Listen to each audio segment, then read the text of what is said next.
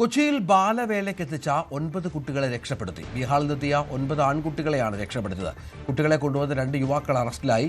പെരുമ്പാവൂരിലെ plywood ഫാക്ടറിയിലേക്ക് ജോലിക്കെത്തിച്ചതായിരുന്നു കുട്ടികൾ.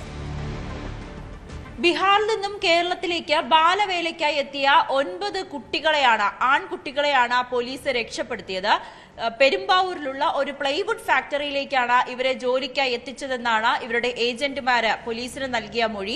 എന്നാലും കേരളത്തിൽ ആർക്കാണ് ഈ മലയാളി പെരുമ്പാവൂരിൽ ആർക്ക് വേണ്ടിയിട്ടാണ് ഈ കുട്ടികളെ എത്തിച്ചതെന്ന് പോലീസ് അന്വേഷണം ആരംഭിച്ചു കഴിഞ്ഞു. മണിക്കൂറിൽ 50 രൂപ കൂലി വാഗ്ദാനം ചെയ്താണ് ഈ കുട്ടികളെ കേരളത്തിലേക്ക് എത്തിച്ചതെന്നാണ് പോലീസ് പറയുന്നത്. ട്രെയിനിലായിരുന്നു ഇവരെ കൊണ്ടുവന്നത്.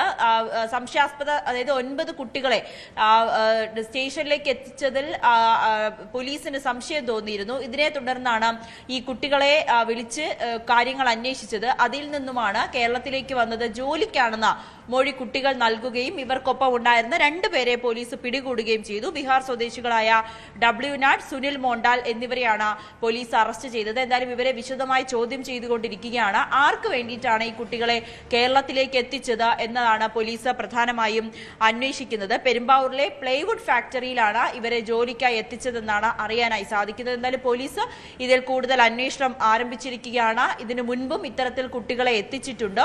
ആർക്ക് വേണ്ടിയിട്ടാണ് ഈ കുട്ടികളെ എത്തിച്ചത് എന്നീ കാര്യങ്ങളാണ് പ്രധാനമായും പോലീസ് അന്വേഷിക്കുന്നത്. കൂടുതൽ വാർത്തകൾക്ക് news 18 Keralam YouTube channel subscribe ചെയ്യുക.